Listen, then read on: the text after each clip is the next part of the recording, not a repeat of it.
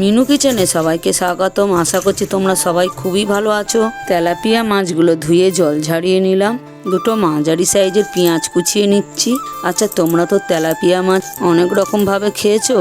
আজকের রেসিপিটা থাকবে সম্পূর্ণ খুব সহজ আর অত্যন্ত সুস্বাদু। 4টে কাঁচা লঙ্কা চিড়ে নিয়েছি, একটা মাঝারি সাইজের টমেটো কুচিয়ে নিচ্ছি। তেলাপিয়া মাছ দুটো সম্পূর্ণ জল ঝরে গেছে, পরিমাণ মতো একটু নুন হলুদ দিয়ে মাখিয়ে নিচ্ছি।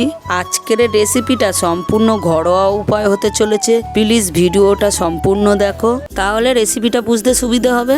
গরম কড়াইয়ে পরিমাণ মতো একটু সর্ষের তেল দিয়ে ভালো করে নাড়িয়ে দিচ্ছি, যাতে মাছ ভাজার সময় কড়ার গায়ে লেগে না যায়।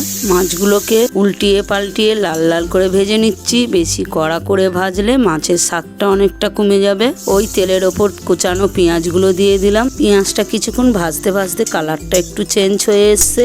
4টে চেরা কাঁচা লঙ্কা ও টমেটো কুচিটা দিয়ে একটু নাড়িয়ে দিলাম। পরিমাণ মতো একটু নুন, পরিমাণ মতো একটু হলুদ গুঁড়ো দিয়ে একসাথে করে ভাজা ভাজা করে নিচ্ছি মশলাটা।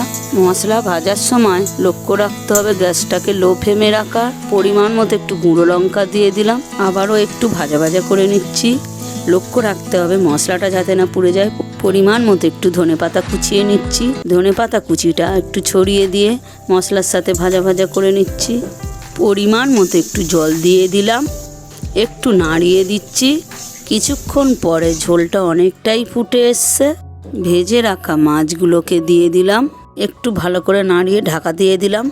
কিছুক্ষণ পরে মাছগুলোকে ভালো করে নাড়িয়ে দিচ্ছি, যাতে মাছগুলোর মধ্যে মশলাটা ভালো মতো মিশে যায়। কুচিয়ে রাখা ধনে পাতাগুলোকে দিয়ে ঢাকা বন্ধ করে দিলাম, যাতে এর সুন্দর গন্ধটা না উড়ে যায়।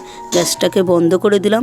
সম্পূর্ণ রেসিপিটা লো ফ্লেমেই বানিয়েছি। আজকের রেসিপিটা তোমাদের কেমন লাগলো অবশ্যই লাইক কমেন্টের মাধ্যমে জানাবে।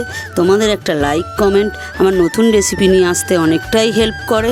নতুন রেসিপিতে দেখা হচ্ছে। সবাই অনেক ভালো থাকবেন।